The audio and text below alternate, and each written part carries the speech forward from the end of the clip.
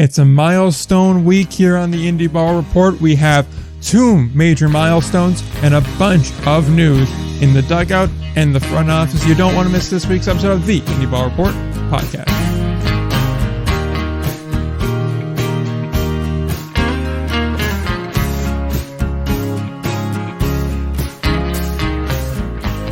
All right, we're back again. Milestone number 1, episode number 200 of the Indie Ball Report podcast. I'm Nick. He's Will. It's a milestone kind of day, ain't it? It is, and to be honest with you, it is a milestone that only one of the hosts knew, and it wasn't me. I mean, it's easy enough to forget, you know. We don't really talk about what number we're on all that much. Right, exactly. So, yeah, it's a very milestone type day. Exactly. And the second milestone you guys will know in a little bit, but there is an interview this week. And if you guys are clicking from the social media or took a look at the kind of, I guess, little title card that we put up for all of these, you already know who that is. And that is, of course, Logan Watkins, the manager for the Cleburne Railroad, as he's joining us this week on the show.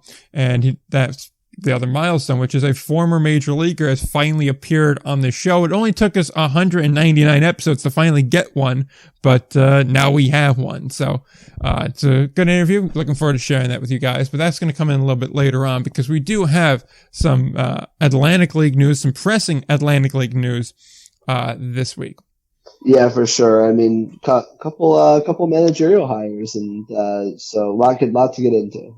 Exactly. And so we'll dive headfirst with the first of those managerial hires, and that is, of course, in Frederick, Maryland. The to-be-named Frederick Atlantic League club had announced this week that Mark Minikazi will take over as the manager for the 2023 season.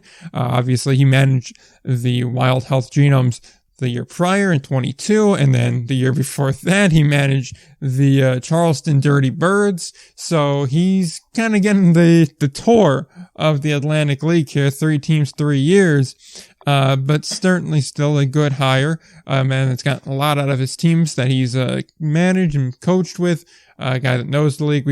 A lot of our thoughts on Minikazi have been said in the past, both last year when he got the Genome job and the year prior to that when he got the Dirty Bird job, which at that time was still the West Virginia Power job. But either way, Frederick starts off very strong, gets a guy that knows baseball, knows Atlantic League baseball, and it makes a lot of sense in the long run of things.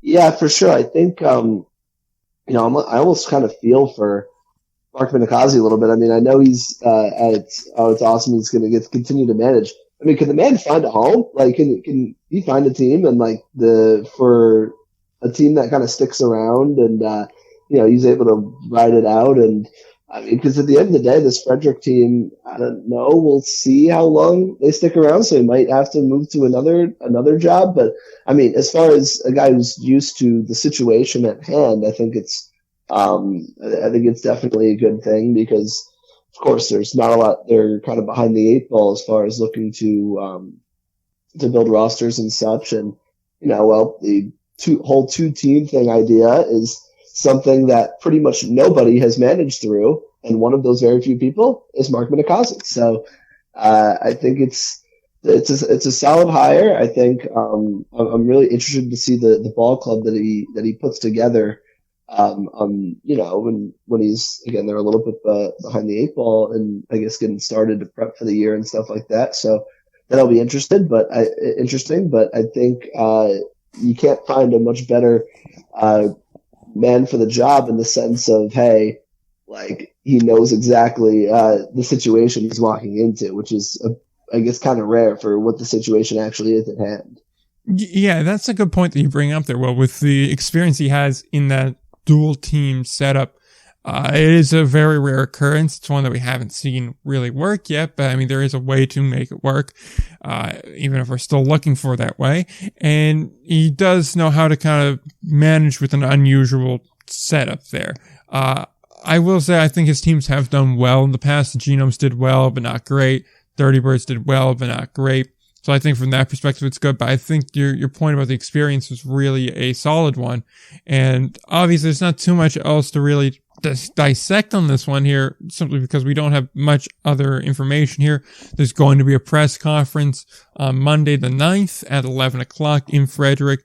It's going to discuss the team more, the leadership more, the brand, more updates, things like that. So, ideally we'll get a better picture of Frederick as a whole to talk about next week in that press conference here. But just from what we know so far, I do think overall it does seem to work well. And I do wonder if this is kind of their way of saying, all right, we're just going to grab a guy that's kind of used to jumping around places for 1 year, or if this is their way of trying to build out and say, look, we want to be here as a full-time member, a full-fledged member. Now, obviously, that'll create problems when Hagerstown comes in, because, again, uneven numbers, if that is, of course, Frederick stays. But even still, I do think it is something of note, something of interest, and at the very least, it's a good baseball hire.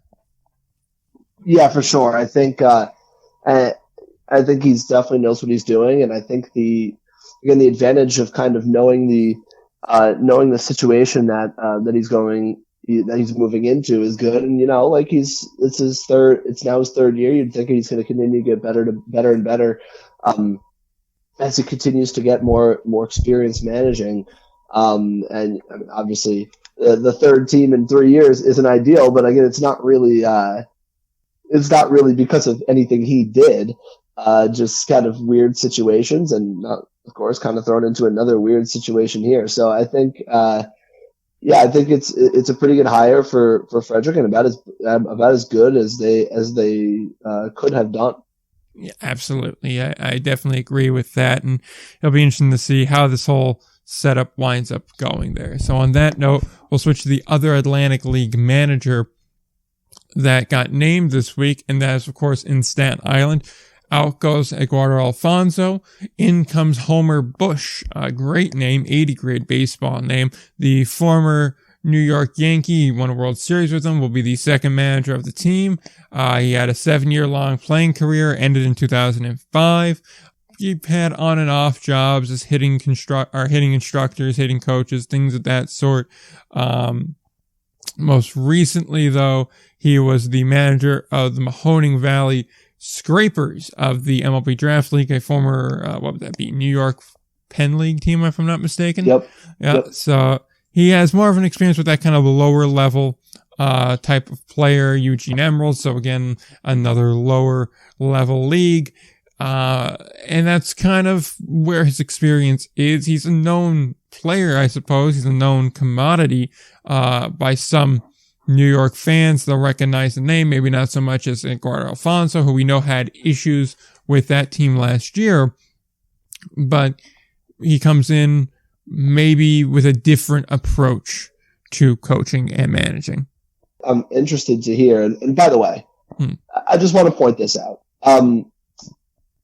As far as in the Atlantic League press release, I don't want to do this every week. But when you talk about a player that is near and dear to my heart, it's going to annoy me. Quote in the press release. Quote, in 2014, Bush was the hitting instructor for the Eugene Emeralds and the San Diego Padres organization, working with high leverage players like Trey Turner and Frenchie Cordero. His name is Franchi. Franchy. His name is Franchi. He's a Red Sox. He was a Red Sox this past year. He's honestly one of my favorite players. Just a great vibes guy. Anyway, not Frenchie Cordero. Franchi. Franchi was in the Padres organization in 2014. Not Frenchie. I digress. Just something that grinds my gears right off the bat. Now, I think as far as Homer Bush, I think the New York connection is good. And I think that, to be honest with you, it's not usually an avenue that we see very often. A guy going from, I know the MLB Draft League is kind of indie ball now in the second half of the year when it's kind of draft prep in the first half. I mean, so whatever it is. Yeah, there's just nobody really there. Not to say that there aren't any good players, but I mean, like, oh, no, I'm not saying it. Yeah. I'm not speaking of the talent, just like the way that the league is structured. I mean, yeah, I guess. so it's not really an avenue that we see very often as a pathway into indie ball. But I think you bring up a good point, Nick, that I think they're looking for a little bit of a different perspective here, and what was obviously, and you don't want to sugarcoat it, was not a very good year last year. It got better towards the end under Edgardo Alfonso, but I mean, at the beginning, it was a disaster. Of course, the Yankee experience is very good, World Series champion, and Staten Island, a lot of Yankee fans out there, of course, and so that's a strong part of it. But also, I think he's got some good experience at different levels of baseball that I think could make him successful in this role as well. So I'm interested to see how it turns out. Yeah, I definitely am too. And what gets me too is that when you read through the bio in the press release here, that he does work with a lot of younger players, like youth programs, things like that. And that kind of tells me that this hire is as much for the baseball as it is for off the field. It feels like to me is that they wanted a guy that was willing to go into the community, start doing that grassroots kind of work that and of course a local Staten Islander could tell me better than I would know, but it's something that I don't really think we saw all too much of this past year with Fonzie at the helm. So when you're able to get that guy that can kind of go in and start building roots, which for a team like Staten Island is incredibly important, all of a sudden that starts to change the way you view that hiring. And so for what it is, I don't dislike it.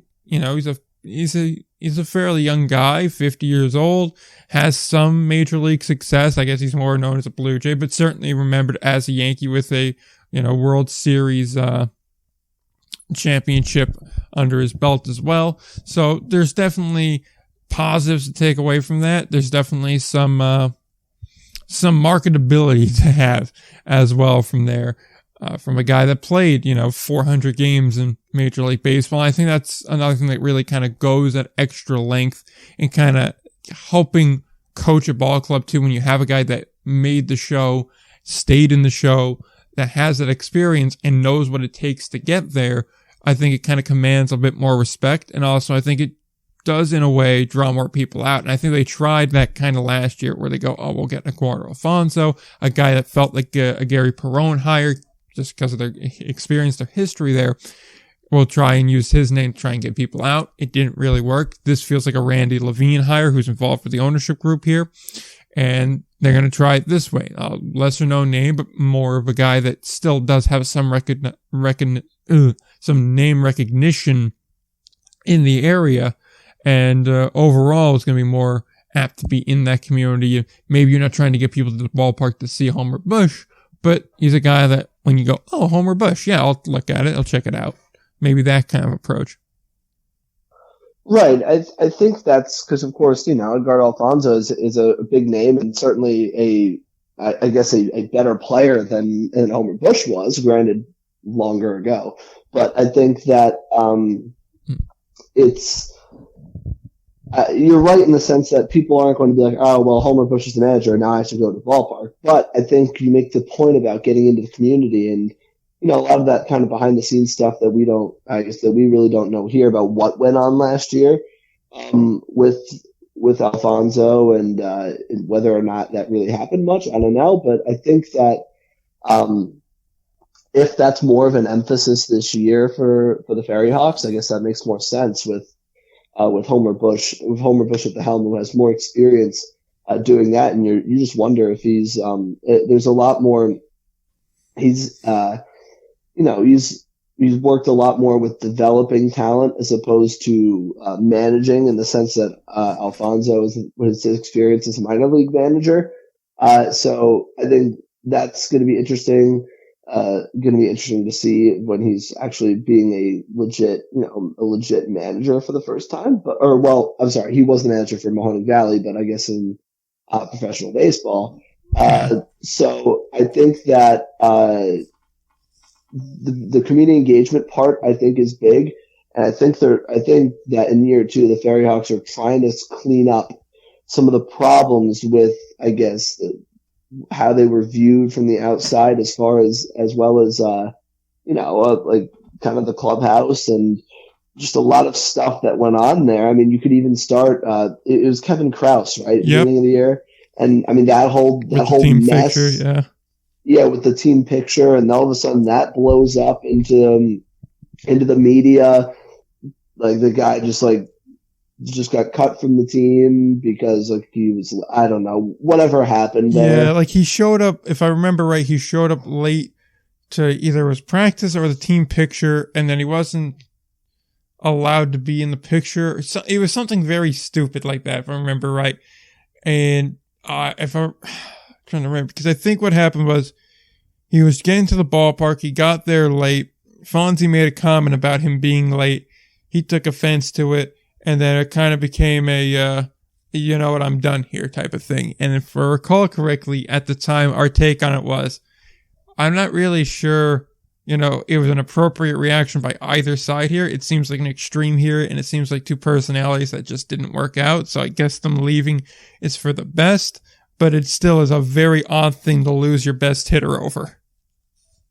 Exactly. Like that, there's too much at stake to kind of just like, you know, let egos get in the way. And I think that, you know, Eric Shuffler is, and the other ownership group is probably sick of that from last year. Yeah. So they felt like a change was necessary in trying to kind of create a better culture, and a culture that makes players want to come play, for the Fairy Hawks, especially in a franchise that is so young, in general. So, I think it's a lot more clubhouse community based than it is on the field, and I think that's what makes it an interesting hire. And I'm interested, and I would like to see how it goes.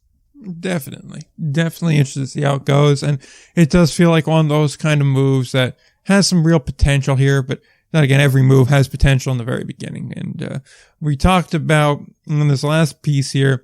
Managers with Major League Baseball experience. And with that, it feels like the perfect time to segue into that interview that we have for you today, which is with the first major leaguer that we've had on this show. It took, like I said, 200 episodes to get to this point, but he's a manager. He has Major League experience, and he's taking some time out of his day to come on to the show and talk to us about some Cleburne Railroader baseball, some experiences he had in the show, and just a lot of that kind of first-time manager experience. Because you remember, Watkins got that job halfway through his first season with the team after, I think it was Mike Jeffcoat, if I remember right. He retired midway through, and then we were speculating, was it the bus that finally pushed him over the edge? We have a very interesting discussion there, and so on that note, we'll swing right to that interview.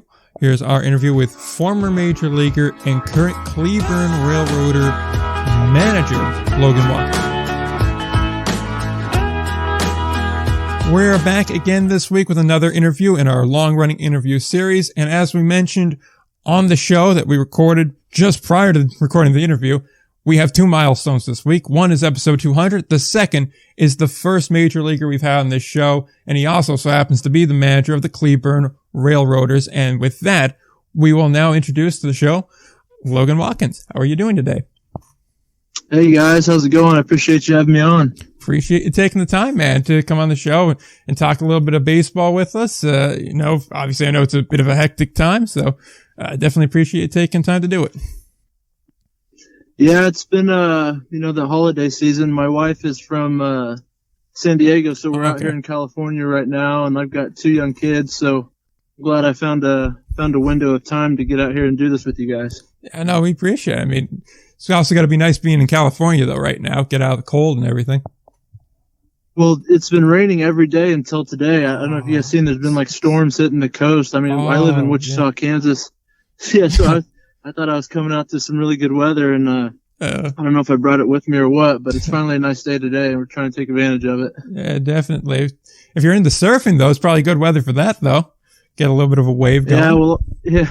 Like I said, I'm from Wichita, Kansas. We don't get too much surf going on in Kansas.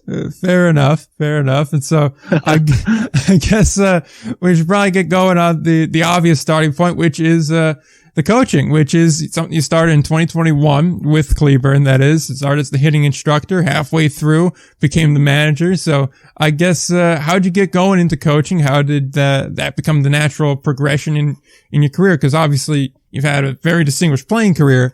So we're going to start with the coaching. We're going to work our way backwards on it. So, just a little bit how you got going there. Yeah. So, I was going into my second year of playing in Mexico, and they ended up canceling the season because of COVID. And I just had my first son, Grayson, and he was 1 year old. And I don't know how I really felt about bringing him down to Mexico, and I didn't really feel great about spending so much time away from him if I was leaving him at home with my wife. So I canceled the season. I kind of checked around. One of my family friends, Josh Robertson, who was the general manager for the Wichita Wingnuts when I played there. And his dad was actually my coach growing up. He was the GM for Cleburne. So I hit him up and I said, hey man, I don't know if I'm going to play or not. I'm kind of just checking around to see what my best options would be. And anyone who knows Josh Robertson, he talked to me for about 45 minutes before he finally said, yeah, so if you want to be the hitting coach, that's great. And I was like, yeah, let's do it. And so jumped into that, and I guess here we are now. Yeah, I mean, you joined a pretty impressive staff there. You had Mike Jeffcoat, Arthur Rhodes there too. Arthur's still there, I know. So that must be a very interesting staff to have as the first one you're joining there. You got a guy that has an awful lot of experience in baseball on both sides of you. Yeah, so actually when I joined, it was just me and Mike Jeffcoat at the beginning of the year. And so when he decided to step away and I stepped into the role, because he was obviously a pretty accomplished pitcher in the big leagues, and he was pretty much the manager / pitching coach, so we didn't really need a pitching coach. So when I took over, we looked around and we wanted to kind of, I think a 3-man staff is more ideal than a 2-man staff in professional baseball. So we checked around, and like I said, the GM at the time, Josh Robertson, he came into contact with Arthur Rhodes, and also brought in one of his hitting coaches from back in Wichita, Jose Amato. So both of them joined the staff, and we finished that year pretty strong. And like you said, just Jose Amato's been coaching a long time, and then obviously Arthur Rhodes was in the big leagues for 20 plus years. So yeah, being around those guys, but also having to be, kind of the leader of the group in my first time ever managing, let alone first year coaching, kind of a weird dynamic, but I think we worked really well together, and we made the playoffs that year and had a pretty good run. Yeah, definitely. And I want to know what your mindset was and what you were thinking when they kind of came to you and said, all right, we need a mid-season replacement as a manager. It's your job if you want it. What was going through your mind when that all took place? A little overwhelming. I like to think I relate really well to the players just 'cause I'm so recently removed from being one. So, I had a good feel and a good feel for the pulse of the clubhouse. And when they asked if I could do it, I was like, yeah, I'll do it. Like I said, I think one of the first things I wanted though was a pitching coach, because that was one of the things I was a little bit hesitant on, and not something as a player I really paid much attention to is, when do we get a pitcher out of the game? When do we get someone up in the bullpen? How long before, how long do they need to be ready? So kind of managing that aspect of it, and, being a manager for me is a lot more fun than being the hitting coach, because I felt like as a hitting coach, your work is pregame, and then during the game, you're kind of just bouncing around the dugout and trying to keep everybody positive when you're not hitting well. Whereas a manager, you're kind of playing the chess game of the game. And I enjoyed that a lot more. And, once I got those first few games under my belt and kind of, figured out, the best way of, like I mentioned, managing the pitching staff and the bullpen and all that, then, it's been, I wouldn't say easy, but it's been a lot more enjoyable and a lot less stressful. Yeah, I could imagine there. As a hitting coach, I imagine it's a bit limited as to what you can do, but as a manager, when you have your hands on the wheel, you're always on there, but it's also a lot more rewarding on that. And I got to make sure I get Will in here because I don't want to hog all the questions here, but I'm sure he's got a lot of questions to ask about 21 and especially 22, given that you guys had probably one of the best second halves of the season that we saw all of last year across the Indy Ball. So I'll let Will kind of take it for a little bit. Yeah. So Logan, I guess on that, in that 2020, in this past season, I guess, you guys had such an incredible second half after struggling a lot for that first part of the season. I guess from your perspective, like what went into that turnaround? Is there anything that, I guess, I don't know, that you changed or just, or anything else that you saw change to really spark that type of crazy turnaround?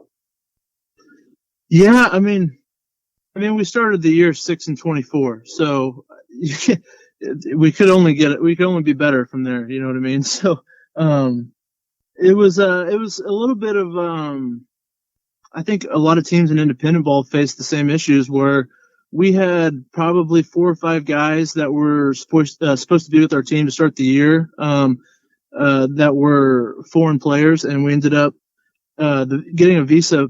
The visa process last year was extremely difficult, and I think it maybe just the way the world is now with COVID and all that stuff. I think that it was just difficult, so we didn't end up getting those guys in, and 2 of them were big league guys that we had penciled in to be in our lineup, and we thought, that first month we thought we still might get them. They might just be late, and then when we finally received word that their visas had been denied, we said, okay, well, we need to find long-term solutions now, which at the time we had some guys on the roster that promising players, but young players, maybe not quite ready for the American Association.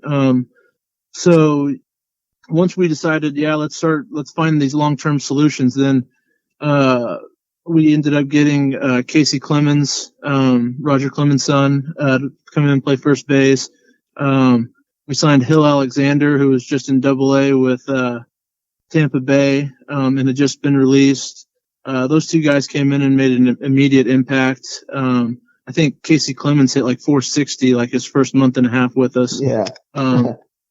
Yeah, and then we sent some of those young guys out to some maybe younger leagues so they can get some good experience, and guys that I'm still continuing to track, and if as they get more experience, maybe guys that we had this year or next year. But we just kind of overhauled the roster a little bit with more experienced guys and long-term solutions, and it definitely made an immediate impact. And Logan, you mentioned the whole visa process, and especially like I know post COVID, it's something that's so difficult, and a lot of fans I know are just not that familiar with. Well, that's so much of what goes into building a roster, is trying to work with visas and stuff. And I know you played in the American Association, of course, but as a young manager at that time, kind of dealing with those problems, was that, I guess, how did you navigate kind of dealing with that for the first time in your first full off season as manager, having to not just deal with, hey, like I'm just trying to put together the best team I can, but also like all these logistical issues that could possibly pop up. Yeah, so the visa process is something extremely new to me, not something I ever dealt with before, and it was kind of the responsibility of our front office, and they did everything they could. It was just kind of, and again, I think a lot of teams talking to other general managers and managers in the Atlantic League and around our league, a lot of guys dealt with the same thing, getting visa guys in, and it was just unfortunate because if we had known at the start of the year, hey, we're not going to get them in, then right then you can make that decision. Okay, let's find a long-term solution. But we were kind of holding out hope, and unfortunately, we held out hope for almost a full month before we finally realized it just wasn't going to happen. Because that's the struggle, right? That's kind of what we were dealing with. We don't want to bring in an experienced guy that's expecting to be here, and then the visa guys show up, and we got to tell that experienced guy, "Hey, man, sorry, you were just a Band-Aid for us. That's not what we wanted to do. I don't think that's fair to that player."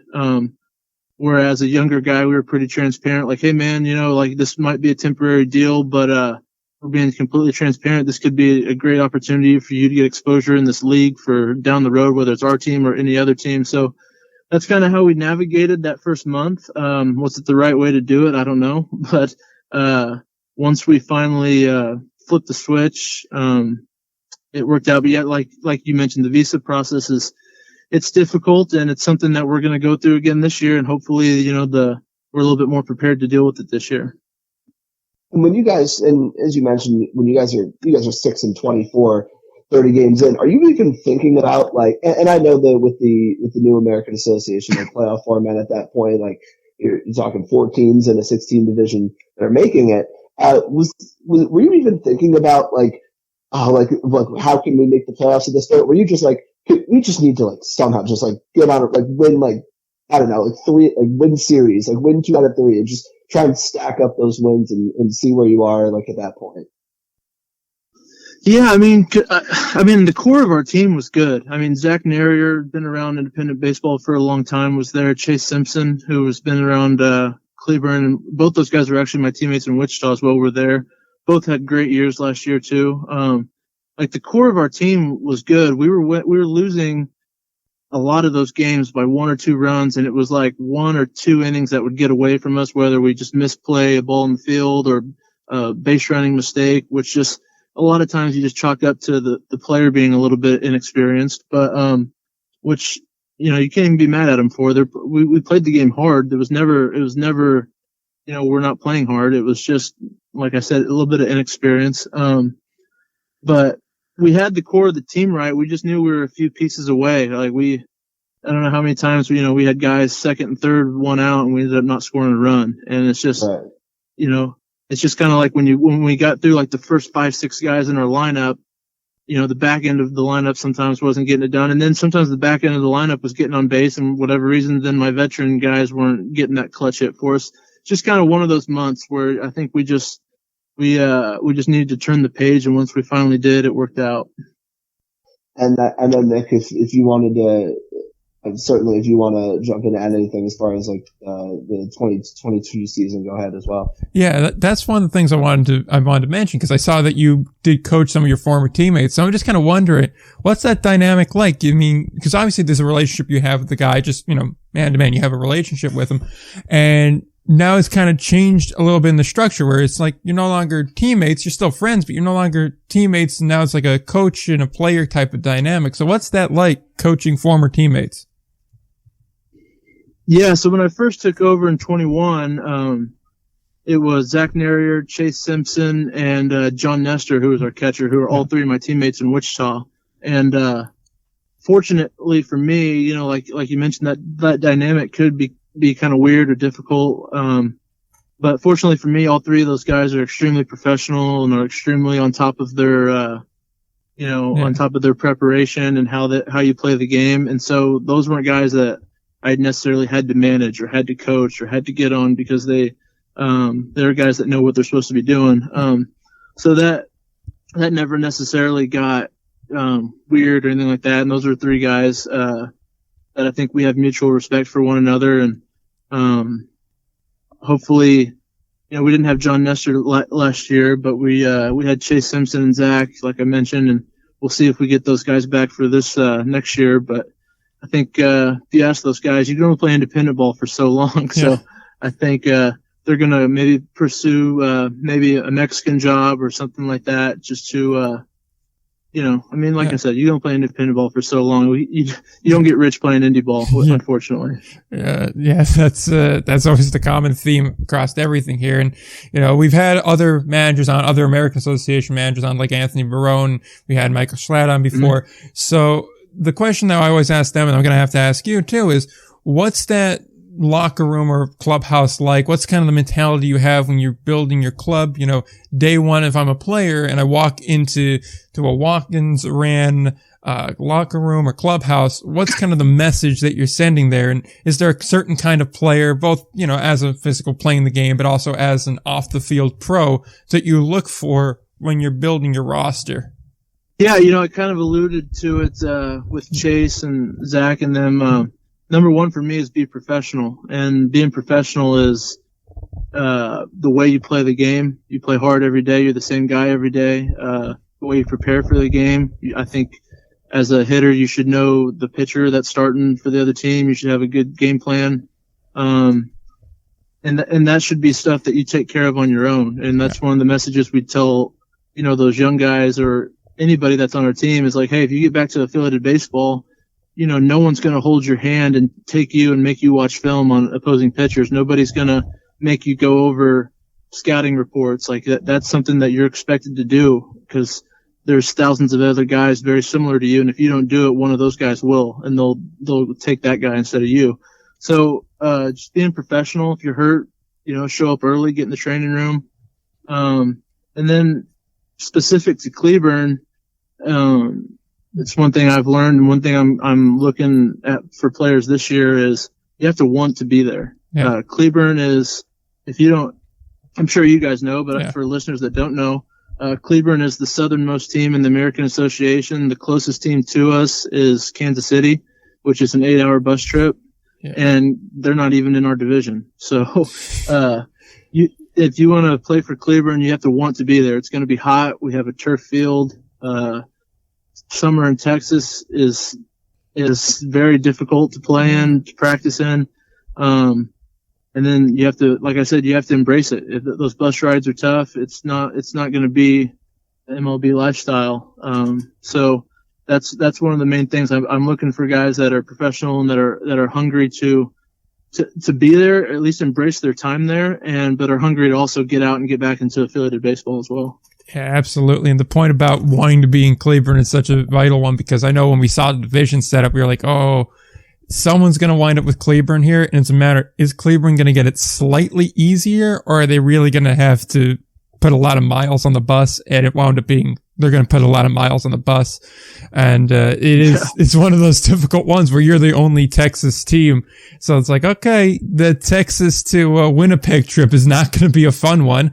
But no. Yeah, I can only imagine what that's like on a bus sitting for that long. Yeah. You probably just want to imagine it. You don't want to experience it. I promise you that. Yeah, I definitely would leave it there. So, on that note, I mean, like, we've buried the lead on the playing career for long enough. And I know Will's been chomping the bit because he has some questions, I think, particularly about your time in Mexico that he wanted to ask. So I guess I'll let him kind of take the lead on that and get started on that front. Yeah, I think, okay, first of all, before Mexico, in your big league career, you got to play, straight up, you got to play home games at Wrigley Field. What's that like? That seems pretty cool. Yeah, I'm only 33 years old. I'm young, but that seems like forever ago. I made my debut when I was 23. And the cool part was I was drafted by the Cubs, so I made my way, level by level, year to year. And then I finally got there, and very first game I started was a day game at Wrigley Field, which is ideal. It's kind of the way you want to script it if you were brought up in the Cubs system. Yeah, it was incredible. It was I remember, the only reason I remember is because I made a point to try to remember just to slow down, take a deep breath, look around at certain points of the game, because I know that experience, I knew it was gonna I didn't know I was going to be in the big leagues for 20 years or if I was going to be there for 2 days. So, I tried to slow time down and take it all in. And I did that, and I have some fond memories of, looking up at the press box when I was out playing second base, looking around at all the fans, in the outfield grandstands. And, a lot of it was a blur, but there are definitely quite a few, visions and stuff that I won't soon forget. And I also wanted to touch on Mexico, because I know, at least from my experience talking to, a lot of indie ball guys who might be, on the older side, and maybe that getting to the big leagues at that point really isn't, I guess, that realistic of a goal for them. And so a lot of them tell me, and I want to see if you agree with this, that they kind of seen that trying to get a contract in Mexico or playing in the Mexican league is almost like their version of the major leagues, because there's, fans are crazy, stadiums are big, all that stuff. Can you describe like what your experience was playing that like 1 year in Tijuana? Yeah, so Tijuana is maybe the craziest in the whole league. Great fans. The very first thing I noticed playing there was the music is loud from when the pitcher releases the ball and they cut off the music, and then once the catcher catches it, the music's back on. It's really loud. And, there's cheerleaders. Like it's really good baseball. There's some really good players down there, and there's a lot of guys. I played, on my team in Tijuana, James Russell and Junior Lake were on my team. Both guys I played with in the big leagues with the Cubs. So they're really good players down there. But that's the first thing you notice is the noise. And once you kind of settle in and you kind of get used to it, then it's just back to playing baseball. But that's one of the first things I remember thinking like, wow, this is pretty intense. But yeah, like you mentioned it, like going down there, to play in Mexico, not that I was giving up on getting back to the big leagues or anything, but, the year before I was in Wichita in independent ball, and, I had a really good year, and I didn't end up getting, signed back to an affiliated team. So at that point, I don't know if I said, well, I don't know if it's going to happen, but might as well make some money. And obviously Mexico is a place that pays fairly well. So, that was the mindset going down there. And I'm quarter Mexican myself, so I got my Mexican citizenship and played as a local on the roster, which, I don't know how much you guys know about that, but that gives you quite a bit of job security. So that was kind of the experience, and it was a good one. I'm glad I did it. My wife is from San Diego, like I mentioned, so Tijuana's, a good setup. Like a lot of the American guys actually live in Southern California, and they send a driver to pick you up on this side of the border, and they drive you down to the stadium, and after the game they take you right back. So that was a pretty good setup. My wife was home, so it was a good deal. And just to confirm, so they would be blasting music the entire time, and the pitcher releases the ball, the music cuts, and then it like hits the catcher's glove, and then the music starts again. Yeah, it's about that quick. It's like sometimes because if you go to a minor league game or probably in the big leagues, in independent ball, sometimes those guys that are up there working the music don't cut the music off when the pitch is thrown, and everyone looks up at the press box like, what are you doing? Yeah. But so that's my first game in Tijuana. I was like, man, that's got to happen all the time down here. But the guys they were actually pretty on top of it. Wow. Yeah. I mean, I've never heard anything like that. I mean, is that not, I guess, was that was a pretty major adjustment, like when you first got in, or were you too locked in to even really think about that much? Yeah, like I said, it was a little bit of an adjustment, but got used to it fairly quick because that's just the way it was. If I can describe it like anything, it was kind of like a soccer crowd. I think, it was like a constant buzz, and then the fans had like noisemakers and stuff like that. They were hitting stuff together. It was really cool atmosphere. I mean, like I wasn't used to it, but better that than nobody in the stands. You know what I mean? Yeah, for sure. Yeah, I mean, honestly, like, it sounds like it's a party atmosphere where it's like, okay, we're just excited and happy to be watching live sport. Like, honestly, it sounds pretty great. And the thought of like I guess it'd be international travel for work. It's just like, I don't know why. It's just like such a cool thought to me, because like we're from northern New Jersey, so the thought of someone going Connecticut to New York or New Jersey to New York or even Pennsylvania to New York really isn't that unheard of. But like, yeah, I just got to cross the border real quick for a couple hours, get my game day workout in, play 9 innings, and then I'll be back before midnight. Don't worry about it. Like, that's just like, it's just such a weird but cool concept to me. I don't know why.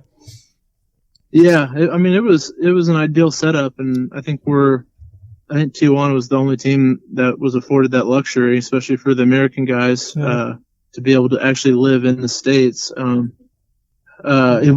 It was a little sketchy on payday driving back across the border because they pay you in cash, so that was a little sketchy. But once you hit American soil, you took a deep sigh of relief. Yeah, it's like a beeline right to the bank. Like, okay, I got this bag of cash. I need to get across this border and get a deposit slip as quick as I possibly can do before something goes wrong. I'm sure the Bank of America ATM camera picked me up, and we're thinking some sketchy thoughts about this guy coming in, dumping a bunch of cash into the ATM. Really?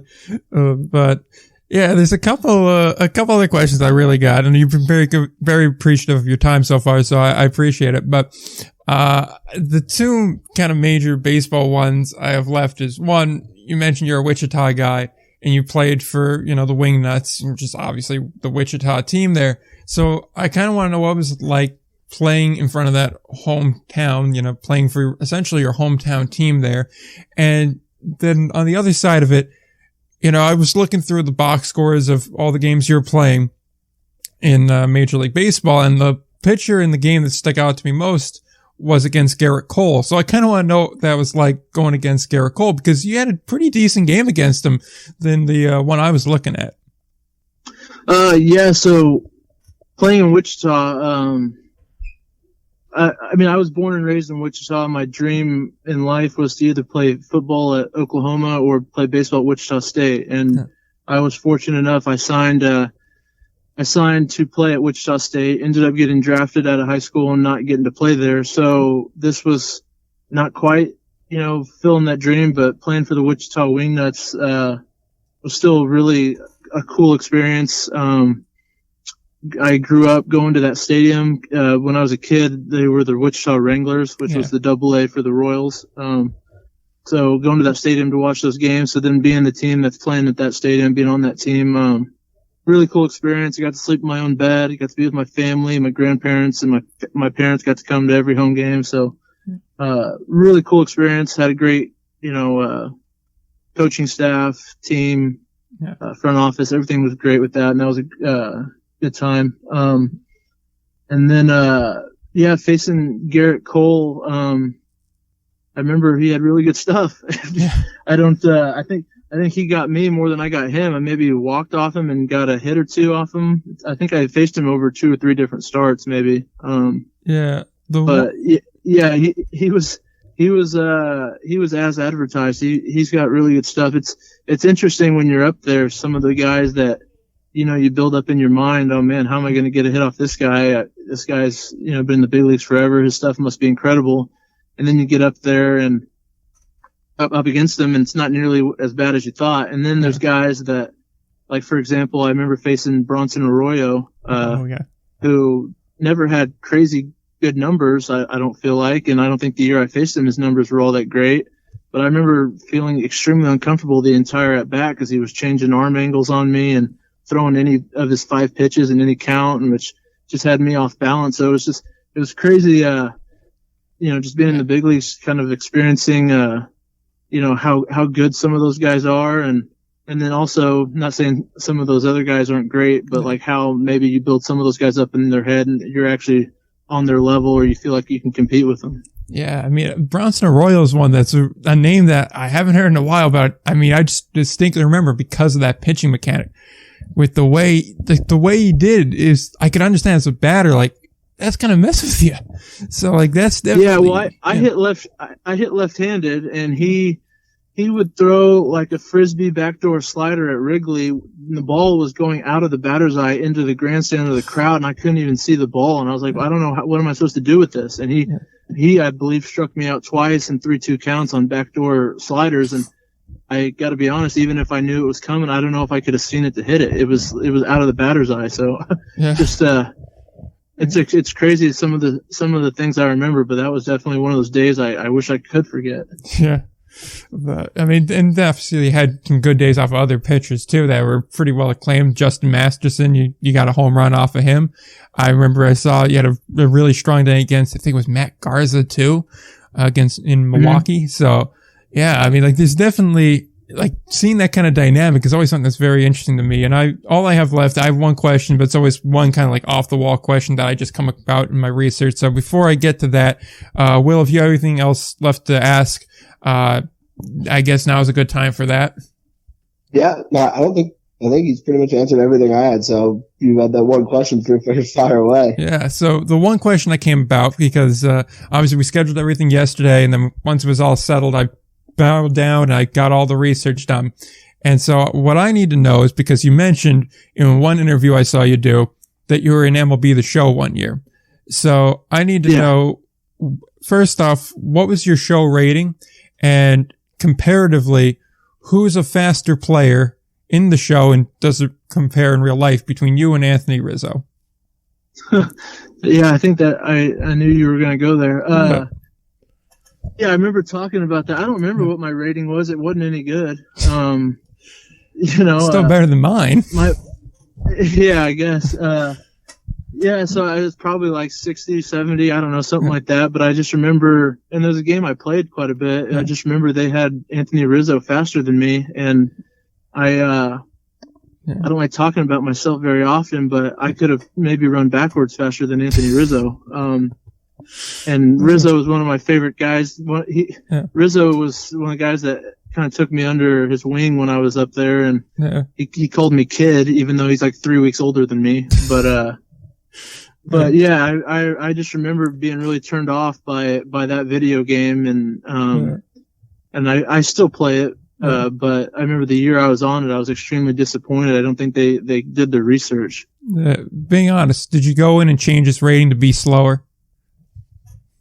I think I changed mine to be faster, if anything. Well, that's just an important thing that you got it right, because it's important to do the correction. Sometimes you got to do it yourself. Yeah, I mean, obviously Rizzo is still a fantastic player, and he does a lot of things better than me. But I wasn't cool with him being faster than me. That wasn't something that I looked at and had a smile on my face about. Yeah, I imagine. So on that note, we appreciate you taking the time to do this. And as I mentioned in the pre-interview, and as we do every time we have somebody on, we like to give 5-10 minutes at the end to say anything you want to say, promote anything you want to promote. If there was a topic we touched on that we went on a little too fast that you want to go back to, or something we didn't get to that you want to discuss, now is the time to do it. The floor is yours. Yeah, I don't have anything off the top of my head. I think this is really cool that you guys do this. When you reached out to me about doing this interview, I started the Anthony Barone episode. Yeah. I think I got a few minutes into it, and I usually listen to podcasts when I drive, so I need to get back into that because he's one of my friends within the American Association. But yeah, I think this is cool that you guys do this, and I really hope coverage of independent baseball continues to be good, and hopefully people tune in. Hope more people come out to our games and stuff like that. I think not a lot of people understand the quality of baseball that's played in the Atlantic League, American Association, Frontier League, and even the Pioneer League and some of those leagues with younger guys. There's some promising young players that eventually make it to our league and are really good players. I hope people understand it's important to get out, and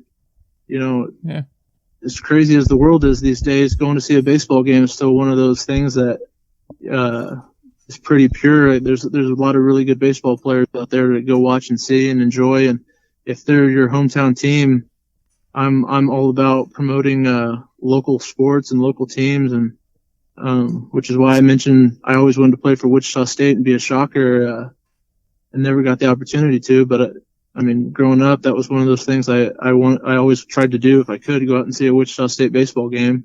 And the Wichita Wranglers too, like I mentioned. I think that's important for kids. To get outside, and when you're outside, go see something. There's a lot to do in local communities, and fortunately, like I mentioned, in Cleburne, Texas, it's extremely hot, but we have a really loyal fan base as well. And not sure how many of those fans are going to listen to this podcast, but we do a pretty good job of, at least letting them know that they're extremely appreciated. And I'm excited to get back down to Cleburne this summer and see all those guys and have another great year. And hopefully we can put another really competitive team on the field. Yeah, that's definitely the goal here. I know Cleburne's always been pretty good with us for any sort of access, and that's the whole point in starting this, was trying to get these teams and these players some awareness. Will kind of grew up with Somerset. I had the Newark Bears for a bit, and then obviously, you look around northern New Jersey, we've had dozens of teams. So it was always just something that seemed underappreciated, because there's just a lot of guys that get overlooked at this level, but they deserve to get that look because they really do have that kind of talent. So I definitely appreciate it. Yeah, it's fun to get into. I think it's fun to track, the teams in these leagues. Like, I'm a fan of sports. I'm big into college football, but like when the World Cup was going on here just recently, it's kind of fun to get into something you don't know as much about and kind of learn about the players. Like, it's just kind of fun to detach from your life and dive into something else and get, kind of dig into it. And you'll find that it's actually really interesting and really entertaining. And I think independent baseball is, not something I even was really aware of or took into account until I was actually an independent baseball player. And I realized, man, there's really good players in this league. And there's guys that probably should be getting a second chance back to get to the big leagues. And unfortunately, a lot of them don't. But hopefully with MLB and affiliated teams kind of recalibrating everything post-COVID, and hopefully maybe they, scout and come out and really take a little bit more of an interest in independent baseball, because there's some really good players in these leagues that deserve another shot. Definitely. I mean, we've definitely seen that uptick. And honestly, that's what the appeal is for independent league ball over minor league ball for me. It's just that when you see affiliated minor league teams, it's that understanding, like, okay, we're here to develop these players. That's what our end goal here is. When you look at the independent side, it's like, okay, these guys all want to get back to either affiliated baseball or have another shot in the major leagues or try to go overseas to Mexico, Japan, wherever it may be. And they're trying to win the game. They're trying to put up numbers. It's not about like, okay, I just need to work on this particular element of my game today. It's, we're here to win this ball game. And that's what we're setting out to do. Right. And seeing that kind of competitive nature, like even, like I'm sure as a player, it's definitely noticeable, but even as a spectator, it's like, you can tell when guys are trying to win a game and when they're just trying to improve elements of their game. And that's always the appeal to me, is that competitive nature. Yeah, I think that's exactly right. I mean, in independent baseball, if that starting pitcher is cruising and has a no-hitter through 7, we're going to let him try to get it. In affiliated baseball, there's more than likely there's pretty strict pitch count rules on those guys. And if you go to see a minor league baseball game, you might get robbed of seeing a no-hitter because of, those kinds of rules that those organizations have on their players, which, you don't blame them. I mean, I get it. You're developing guys to be in the big leagues. So if they throw a no-hitter in the minor leagues, it's cool, but it's not that big of a deal. And independent baseball, we'll let them get it. Like, I mean, we're here for development, but like you mentioned, we're here to win, and we're here to entertain our fans. So when moments like that are possible, we let it play out. And like you said, that's part of the appeal of independent baseball. And like I keep mentioning, I just hope everyone knows, like, the players that are in this league, like, I couldn't believe playing in this league and now managing in this league, the amount of talent, like teams like Joe Calfapietra at Kansas City puts. I mean, he had Pete Kozma and Matt Adams on that team last year, guys that won World Series. I mean, I had our catcher last year to start the year was Hector Sanchez, who backed up Buster Posey for 6-7 years in the big leagues and won a World Series. I mean, there's some extremely accomplished players in this league, and there's young guys too. That's the cool thing about the mix of it too. You have older veteran guys like that, and then you have young guys that, for instance, we had a kid last year named Hunter Wolf who went to TCU. Yeah, he went to TCU, got drafted twice, didn't get drafted the COVID year, and so we were fortunate enough to get him. So there's exciting young players too that it's just really cool how you can mix a roster with guys like from both ends of that spectrum. Yeah, it definitely is. It's just such an appeal there. I mean, you mentioned no hitter, and we'll let you go after this because you've been very, very good with your time. But you're good. Yeah, the last year, like my favorite memory at a ballpark was I finally got to see a no hitter in person. Like, obviously, I've seen him on TV and whatnot. Everyone has, but never in person. And I just decided, like, one day, I'll go up to see Sussex County play New Jersey. It's like 45-minute ride, not a big deal. So I go up there and I see the New Jersey pitcher, he's cruising through 4. I'm like, this game's going by pretty quick. And once we get to like 5 or 6, I'm like, has Sussex County reached base yet? I don't think they have. And I looked up at the bar, I was like, they haven't gotten a hit. No, they've only had the 1 or 2 walks. And so, like, I keep watching it, and like, if you go back and dig through the Twitter feed, you can see me live tweeting it. And I think it was around the 7th inning where I go, still, he has yet to give up a hit. And to be quite honest, with the way Sussex County is hitting today, I don't think they're going to get one. And they didn't. And then at the end, like, I checked the box score on it. And he had what was it? I think it was like Jose Tavares or Jose Tavares, yeah. Yeah, Jose Tavares. Yeah, well, thanks for saving me on that one. But he had like 10 Ks, 4 walks, and he threw 128 pitches. I was like, there's nowhere else they would let this man throw 128 pitches and burn out his arm. But I'm like, it was his last start of the year on this level. And this is probably one of, if not the best games he's ever thrown in his life. You're not taking him out of it. You just can't do that to a guy when he's rolling like that. So, like, that was just awesome. Yeah, it's just like such a great thing. And you wouldn't see that at an affiliated ballpark, but you'd see it in indie ball, which is just crazy. Yeah, no.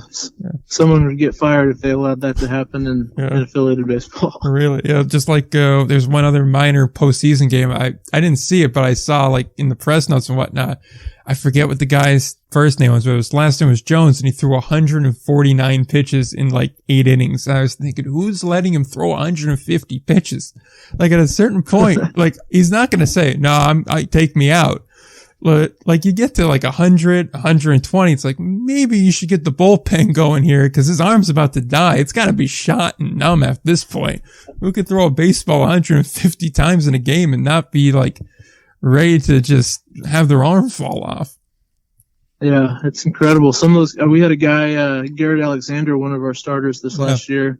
He will throw 110 pitches, and then if 2 days later, if we're in an emergency and we're out of arms in the bullpen, he'll go cleat up and come throw an inning or two for me. Yeah. It's just incredible how some of those guys can do that. I know I couldn't. Yeah, I mean, just the stamina to be able to kind of go and do that. The durability is just, it's a feat in of itself. But right, for sure. Yeah, so we've gone on for 43 minutes. I appreciate you taking the time. I know I said it would only be 30, but sometimes it just rolls past it. So I definitely appreciate you taking the time, man. So, but no worries. This is perfect. I appreciate you guys. Yeah, I appreciate you coming on, man. Definitely want to have you back on again, especially when we get close to the start of the season. Maybe talk a bit more about the roster and the actual construction of everything. Yeah, I'd love to anytime. So once again, we just want to thank Logan for taking some time out of his day to come on to the show. We know he's very busy, obviously getting ready for the season. It's only a few months away, but even still, appreciate him taking some time to get on the show and keep our streak of guests running, which should be alive and running for at least the next few weeks. So that's very good. Excited, especially for next week with what you guys have. And I'm very much torn if we should announce it or just kind of let it simmer and kind of let some speculation go. Or if I should help Ryan out, because apparently he's got his own show now. He does a show on YouTube, and I'm going on that show on Wednesday. I assume the thing will be up Thursday or Friday. And I'm kind of tempted to announce it on there, but at the same time, because that's one way to get ratings up for him. Not that he needs the help, but you know. Yeah. I don't know. I don't think that's a bad idea. Then also, I haven't told him who we're interviewing yet, so I kind of want to see his reaction on camera. Oh, he doesn't even know? No, he doesn't know that we're interviewing those two guys from the Frontier League. Okay, interesting. Yeah. So, but yeah, no, I guess we'll leave it there. Maybe we'll do the Ryan thing. If not, I'll announce on Twitter, one or the other. So, but all you guys need to know is, it's going to be a fun week next week. We'll leave it at then. Again, thanks again, Logan, for coming on the show. We do appreciate it. But on that note, we do have 2 other news stories to discuss this week before we lead off into the wild blue night. And that is, of course, the newest GM of the Lexington Legends. And he's a name that is familiar, especially to New Jersey baseball fans, especially to Frontier League baseball fans. And that is, of course, Justin Fiorella. He has been named the president and general manager of the Lexington Legends. He's been teasing some sort of big announcement on his own personal Twitter for some time. And so this was it. He is the new man in Lexington. We all kind of know his resume, his repertoire, if you would. Became the GM of the Miners in 2017. Came in kind of with Al Dorso. He started his role. He's gotten, since then, really good results out of the Miners. I mean, what was it? Pretty much playoffs every year since he was there, with I think 1 or 2 exceptions. This year and I think last year were the 2 years they didn't quite get the job done. Obviously, kind of weird seasons, but whatever.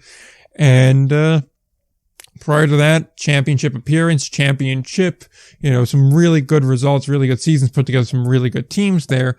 And, it does seem like a pretty good fit. I am very interested to see here how he fits in Lexington. I'm curious to see how he makes that transition from Frontier League to Atlantic League, because on one hand, it's obviously a huge jump in scale. And it's a huge jump in trying to get players. And he's going to have to do this all without Bobby Jones, a guy that, quite frankly, they worked really well together. That said, though, you also don't have anything holding you back now. There's nothing to really, shocking you down. No roster restrictions. There's still a salary cap, but it's higher. So there's a lot more possibility here. So I'm very interested to see how that winds up turning out. Yeah, absolutely. I mean, you can't find. Certainly a guy that one of the better GMs, like really in independent league baseball, and had done so well with Sussex County, like on the field, like the performance was great, really consistently great as well. And so I think, especially, as Lexington's trying to, I guess, I don't want to say rebrand itself because it's not a literal rebrand, but like it's like a kind of a reboot, refresh. Yeah, like a remodel. Yeah, like a makeover type of thing with the brand new ownership group. I think it's a really interesting hire. And you mentioned the jump up in scale, going from, Sussex County to Lexington and the Frontier League, to the Atlantic League, where, you don't have those restrictions. You don't have as strict of, you still, like, as you mentioned, Nick, you still have the salary cap, but it's higher. Mm-hmm. And so I'm sure he's excited. It's a really big jump into a bigger market as well. I think it's really exciting, and I think that it looks like the Legends. To be honest with you, I think they totally hit it out of the park with this hire. And Justin's done so well in Sussex County, and I think he's ready for a kind of a jump up in scale, and I think they made a really, really nice hire here, and interested to see how he kind of runs things with Lexington. Definitely. I'm interested to see that too. Obviously with Lexington, it's a college town. UK basketball is the game in town. Now, naturally, they're not playing during the baseball season, really. What is important is you have to kind of break that stranglehold that college sports has on a town like that. So that's the new challenge here, whereas before in Sussex County, you had a group of people that were interested in sports and interested in baseball, and that really weren't going to be traveling to Somerset. They weren't going to be traveling to Montclair. They weren't going to be traveling that kind of length of distance, which in reality isn't that far, but it's also not the kind of casual thing you're doing either. So you had a smaller population base to work with, but you made it work. Now you have a larger base to work with. It's just they're focused on something else. So that's really your challenge, is getting them to be focused on baseball in the summer. That all said, I am very curious just to see how it works.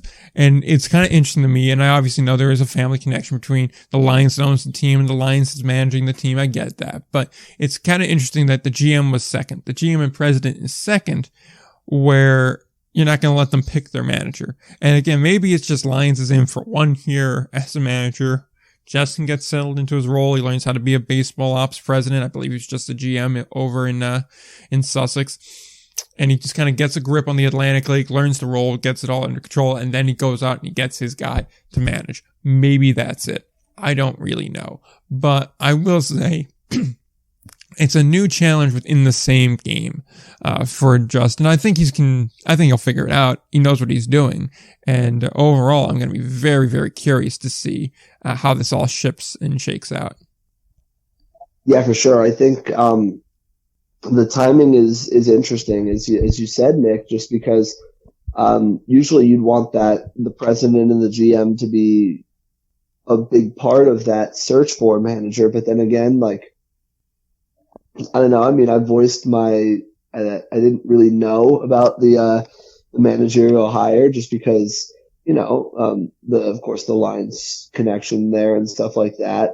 It kind of just seemed like he was going to come on anyway. So, I think that, wonder that maybe if it is a short-term hire, then Justin's gonna be able to try and hire a different hire a manager in the next year or so as well, and really try and get his guy. But I think that I still think the hire they made as far as president GM is a really good one. But yeah, I do agree that the timing is a little interesting, and usually you'd like it to be the reverse. But when you own a baseball team, you can do whatever you want in whatever order you want. So and that's the decision that was made.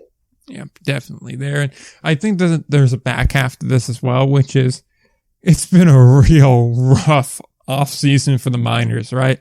Like, they have Bobby Jones splitting time as, I believe it's a baseball director between both the Miners and the Jackals, although the Jackals seem to be getting the lion's share of time.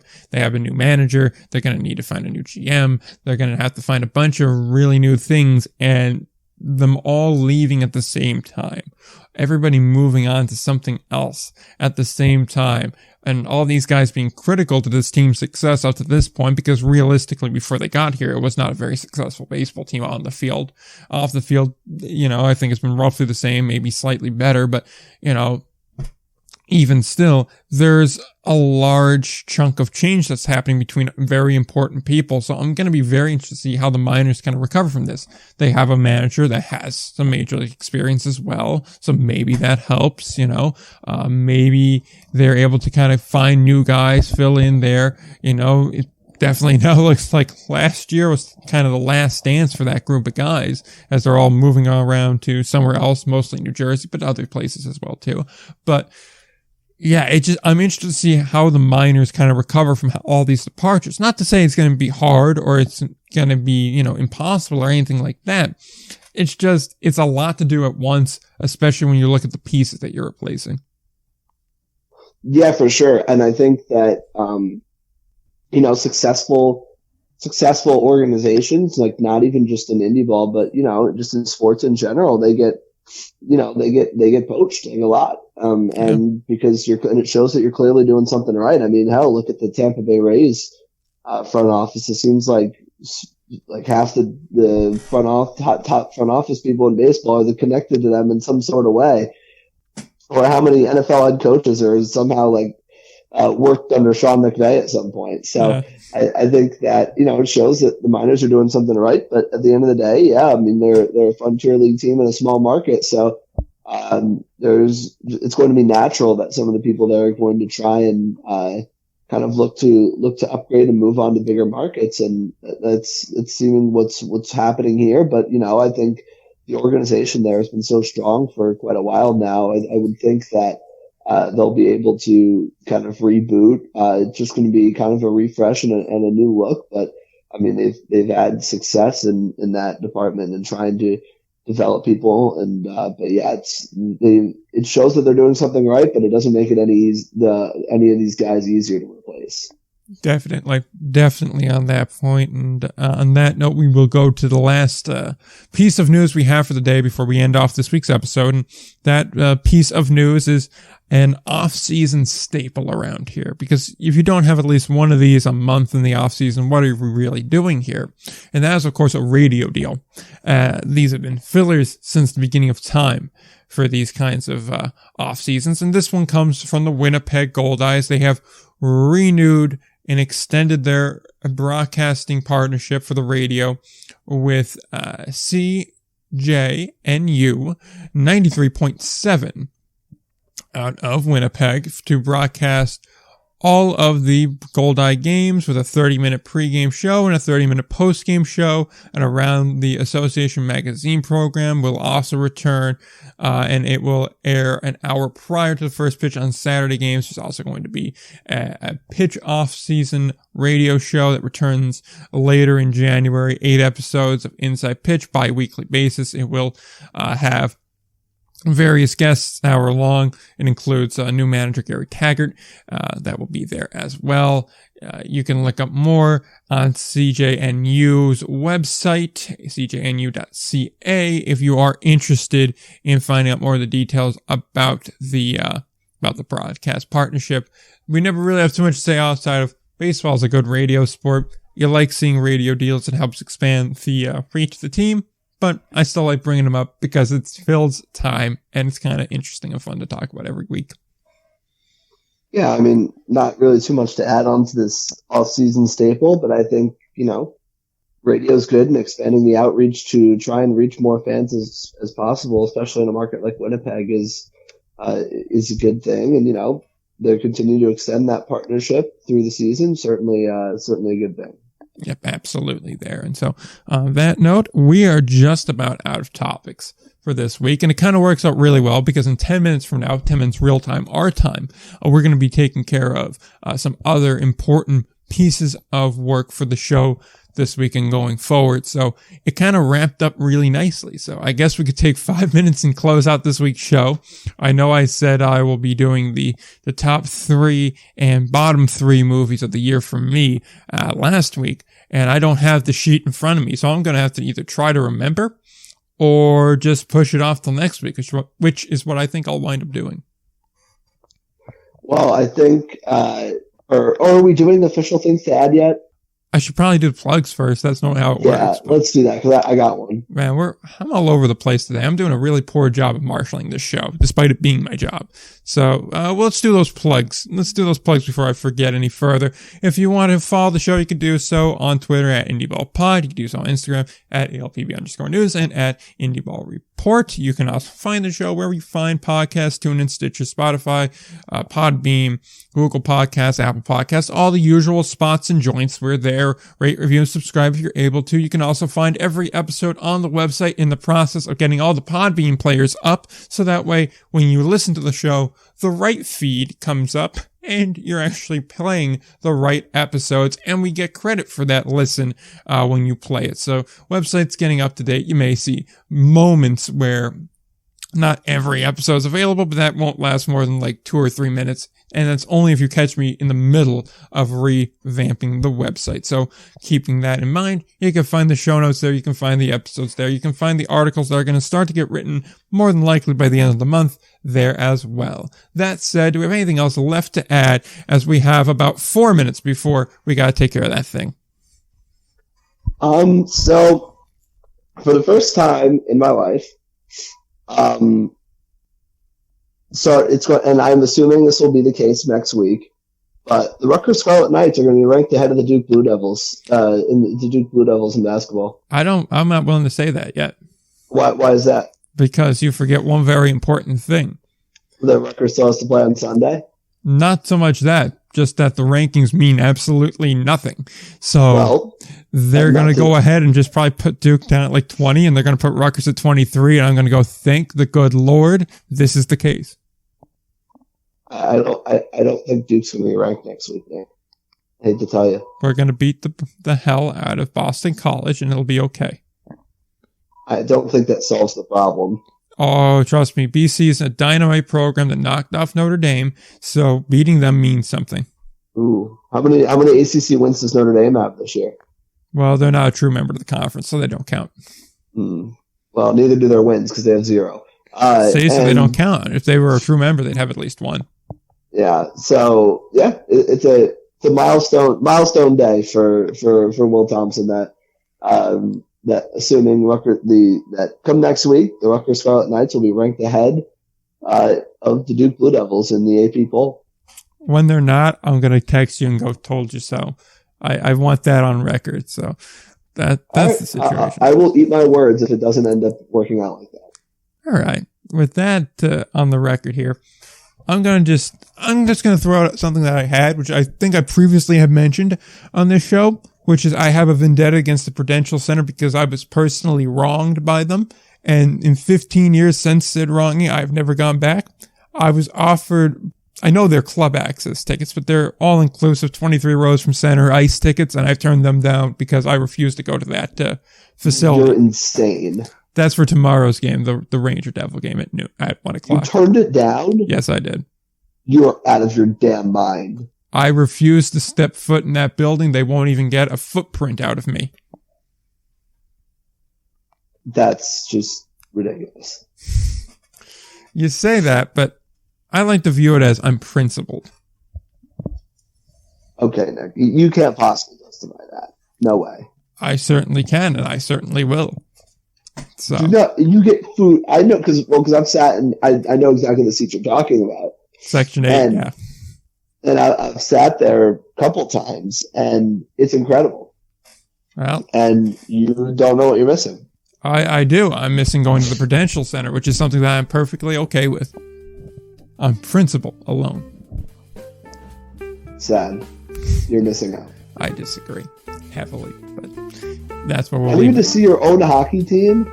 No, I would rather pay the money to go to the Garden to see that matchup than I would get free things and go to Prudential.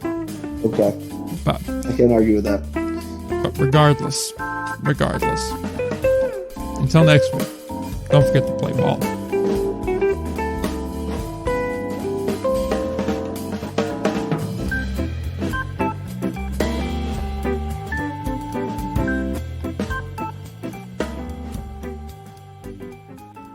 What's the milestone? Well, episode 200. I didn't even know that. Fair enough.